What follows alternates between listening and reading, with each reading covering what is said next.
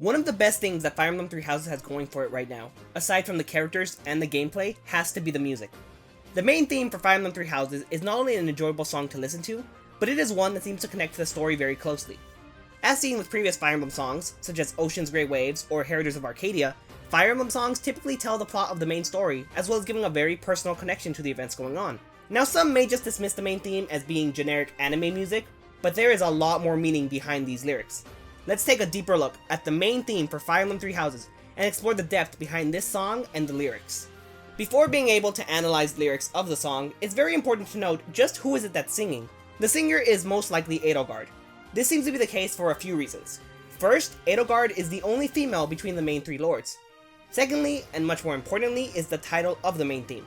According to the Fire Emblem Wiki, which, yes, I know isn't the best source of information, but it's the only source I could find with an official title so far, the main theme is titled The Maiden of Hresvelg. That's Norse, and I'm probably pronouncing it terribly, so excuse me.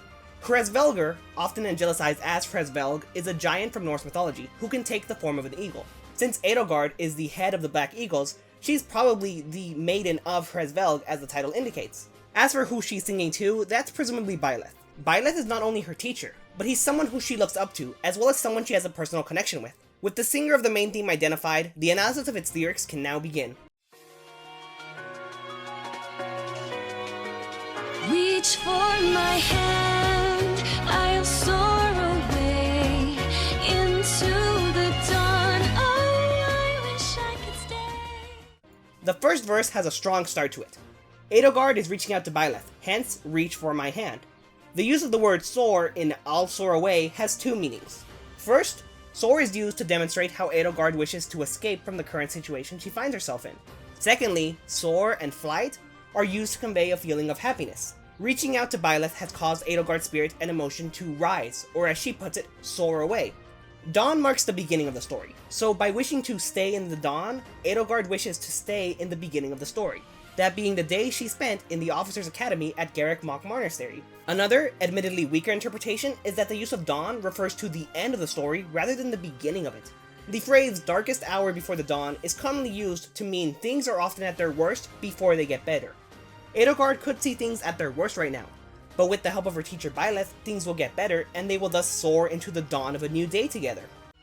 Here in cherished halls, in peaceful days, I fear the edge of dawn, knowing time betrays. For the second verse, the phrase cherished halls has a double meaning. First, there's the literal meaning, where the halls are considered cherished due to being part of the Garrick Mach Monastery, a major location both religiously and politically in Fodlan. Figuratively speaking, the halls are cherished as Edelgard not only feels protected when she's there, but she also holds the memories of her time at the Officers' Academy very dearly. Peaceful Days is self-explanatory, as it is mentioned that Fodlan has been at peace for years during the start of the story. Since dawn is the beginning, the edge of dawn is the end of the beginning. Alternatively, dawn could be used as a verb here rather than a noun. When used as a verb, dawn means for something to become evident or aware of. The edge of dawn could be the moment before a realization comes. Edelgard fears the edge of dawn because the edge of dawn is the realization that war is coming. Time betrays most likely refers to the passage of time, and to the time of peace eventually ending. However, it could also be a subtle foreshadowing that someone, be it the Church of Seiros or one of the other lords, is going to betray, which is what leads to the war. Faint lights pass through colored glass in this beloved place. Silver shines, the world dines, a smile on each face. Verse 3 once again is filled with lines that have both literal and figurative meanings. On a literal level, colored glass is a reference to the stained glass windows often found in monasteries. The monastery is a beloved place because once again, it is important both religiously and politically. Now looking at the figurative meaning, the colored glass represents Edelgard's outlook on life. The phrase rose-tinted glasses means to look at something in a positive manner, and often to think of things as better than they truly are. Daylight passing through colored glass is Edelgard's perspective during her days at the academy. She is optimistic and holds a hopeful outlook on life. The monastery and the academy are beloved places to her because of the strong and warm memories that she has of them. Silver shines, the world dines is one of the more difficult lines to interpret because it is so much more abstract than the rest of them. Looking at silver, it has several different literary meanings. It's most frequently used to portray modernization and industrialization. While this could mean the changing world is becoming more modern, that just doesn't really connect strongly with the rest of the lyrics. Other uses of silver include wealth, glamorousness, sophistication. In dreams, silver represents righteousness. Looking at this from a religious perspective, in Christianity and Judaism, silver can represent truth, virtue, and passion. As for world dines, finding a meaning for that is very difficult because the only definition or meaning for dine is connected to eating dinner. Putting silver shines and world dines together, it seems to be a very complicated and abstract way of saying the world is at peace. Silver shines represents peace and hope shining, and the world dines is people coming together. This line is followed up with a much simpler way of saying the world is at peace, simply saying there's a smile on each face. As joy surrounds, come go to bounds, and I can feel them breaking free. For just this moment lost in time, I am finally me. The fourth verse is where things truly get interesting. Choice surrounds are Edelgard, Dimitri, and Claude being surrounded by the choices they must make, each for their own nation, that leads them down their own path. It might also be a reference to Byleth and the player, having to make a choice of which house they are going to teach, as well as which path they are going to follow down the road. Come out of bounds is a very interesting choice of words to follow choice surrounds. One meaning for the phrase out of bounds is beyond what is acceptable. This choice of words seems to be another hint there could be a traitor somewhere whose actions lead to this war. I can feel them breaking free could be Edelgard's true personality breaking free now that she's been reunited with Byleth. It could also be another hint of the traitor, with them breaking free from their mask of ally. Moment lost in time refers to Edelgard being lost in the memories she's reliving with Byleth. It could also be a hint that time travel will be something explored in the game, as many people are predicting. I am finally me is Edelgard's declaration of her true self together with Byleth. Reunited with her teacher, she can be herself once more. Yet still I hide behind this mask that I have become. My blackened heart, scorched by flames of force I can't run from. Verse 5 is very straightforward. It's Edelgard admitting that she's hidden her true self behind a mask in order to deal with the war. The last lines feature some very nice wordplay, as her heart was scorched by flames, being the flames of war. It's a force she can't run from, as she cannot run from her responsibility to her people and her responsibility to lead.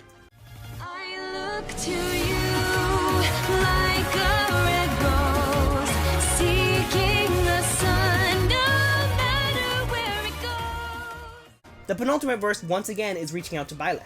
While roses are typically associated with love, they have more meanings than just that. In this case, the rose represents Edelgard, so it is most likely symbolic of her passion and devotion to Byleth as a student. The sun represents life, warmth, and strength. This is how Edelgard views Byleth, because Byleth is a source of strength for her. She reaches out to and seeks Byleth as she needs her teacher now in her harshest of times. It's also worth noting that though Edelgard is most likely the singer of the song as previously mentioned, the previous few lines could also each represent a different lord, and how they are being affected by the time skip and war. Yet I still hide, behind this mask that I have become. This represents Edelgard, as she seems to have the most guarded personality after the war. She keeps everything to herself, and she hides behind a mask at all times. My blackened heart, scorched by flames of force I can't run from. This represents Dimitri. He seems to have been the most damaged from the war. From what we've seen of him post-time skip, he's at his lowest. He's become a much darker character, and he's much more violent as a result. Seeking the sun no matter where it goes. This represents Claude. Here, rather than the sun being Byleth, the sun represents positivity and warmth. Claude seems to have held on to his belief and friendships, and he's looking for positivity despite everything that's gone wrong. I long to stay where the light dwells, to guard against the cold that I know so well.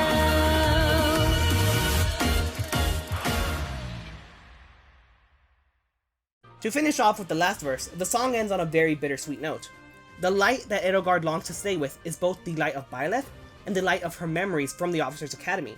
To guard against the cold that I know so well has a double meaning. First, the cold represents the coldness of loneliness. As Edelgard has hidden away behind a mask, she presumably doesn't have any personal confidants or allies. She knows the cold of loneliness well, and she has lost her friends from the Academy to war. The other meaning of cold is Edelgard's cold personality. Her mask of coldness is all that she has left, and thus she knows cold very well. It's who she has become. That's my analysis for the song. Now, since Fire Emblem Three Houses isn't out yet, a lot of this analysis was based on predictions from the trailers and general information going around. I'll definitely be taking another look at this song when the game is out, once I've played it so I can see where I was right, and what has better meaning with more context. Hopefully Nintendo will also release an extended or full version of the song. The version used in this analysis was barely over a minute long, so it's very likely there will be a 3-minute version released sometime ahead. That'll probably be the credits song, if anything. So what do you think of the analysis for this song? Do you think there's anything I might have missed, or do you have a different interpretation for certain lyrics? What house will you be picking in Fire Emblem Three Houses? Personally, I'm gonna be going Dimitri and the Blue Lions, but this song definitely has me considering Edelgard and the Black Eagles for a second playthrough. Either way, let me know what you think, I hope you all enjoyed, and I'll see you all next time.